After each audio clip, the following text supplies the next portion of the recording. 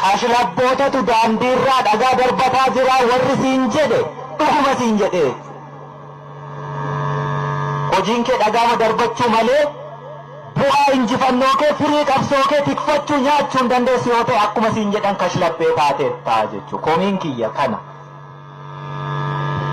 Akkaaf nu arrabsaniini isinumti warri isinitti hime sila qeerroon 2004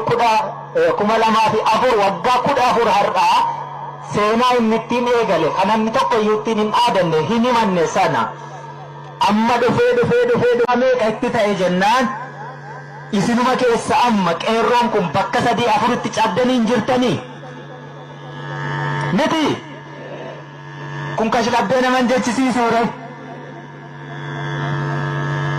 Kanatti sarara tokkotti deeffachuu fi kallattii walii kennu waan barbaannu walii himne hanga waan barbaannu argannutti wal harcaasnee caccabnee karaarra dhaabbanne dhiichisaa hin oollu wareegama keenya isa dhugaa itti fufnee waan barbaannu dhugaa haa argannu siniin jechuuf hin siyyaane.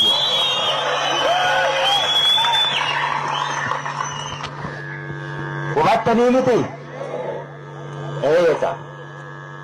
Gaafa lolaa, gaafa du'aa, gaafa abiddaa situ keessa jira. Gaafa bal'inaa, gaafa tolaa, gaafa qananii seetiin balbala irratti si ittisanii. Bakka sana yuun geessuti.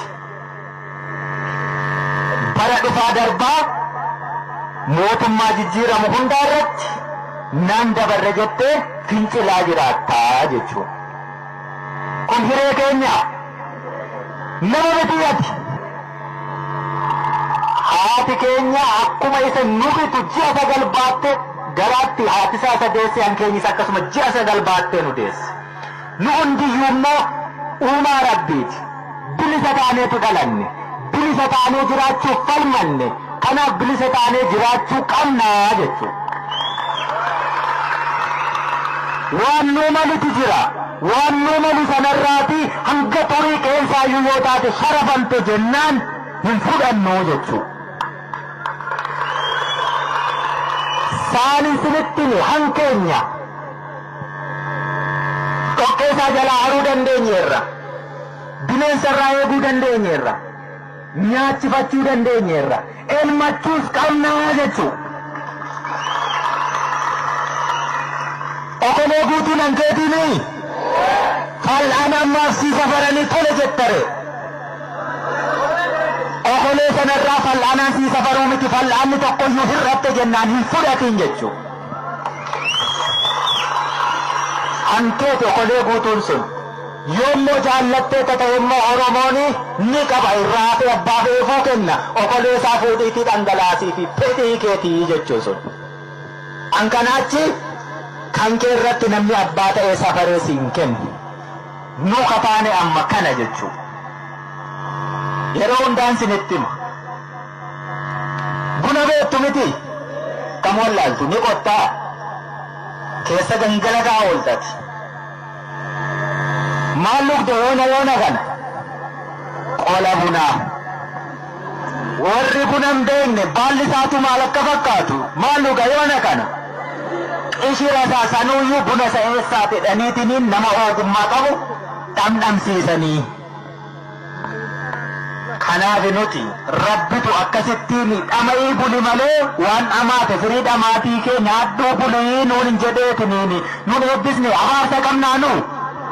Abaarsa hin qabnu nutu akkas of godhee jechuu.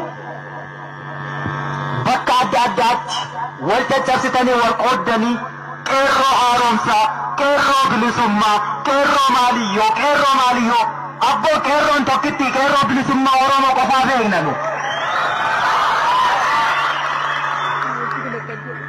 Kan ati kaleessa dhagaatti darbataa turte atuu haaromi jetteetu qeerroo haaromsaa siin jechuutti jira jechuudha. Kan ani kaleessatti dhukaaseetiin manatti galcheetu har'a na hiikkachiisuuf deemaa jira jechuudha. Eenyutu natti hidhe akkamittiin na hiikkachiisa? Nuti beeki lollee miti yoo iddoo tokko dhaabbanne argineerra waliinu ittiin oonneeyyuu ni injifanna. diinni keenyis kana ni beeka. Kanaaf bakka hundaatti gargar nu qoodaa oolaa jechuudha. Oromoon galaana irra dhangalaanaa jechuudha. Kanaafuu hin hiikkannu waraanni bilisummaa Oromoo eenyuyyuutti hin hiine hiikkachuusi hin danda'u, marii sana keessas hin jiru. Erga hin hiikkattu ta'ee sin nyaachisu sin obaasu na keessan sosso'iinii naan jechuu dandeessa. Kaleessayyuu ani hidda mukaa nyaachaan ture, situ dammaqee na nyaachisa jennaaniin har'a biddeen nyaadhe malee. Ammas yoo jette hidda mukaa nan dhowwattu. Kophee kiyya guggubee nyaadha. Ati bilisa gaa'uun feetu mukaa fi bineensa kiyya bilisan baasaa jechuu. Qananii namaatiin olaa jiraatu bineensi. Hanga bineensa hanqattaa Oromooti. Hanga bineensa hanqattaa biyya faranjiitti beeki. Sareeni jireenya nuti asii jiraannu caalaa jiraatti. Sammuu dhabnee biyya keenyatu qabeenya hin qabu.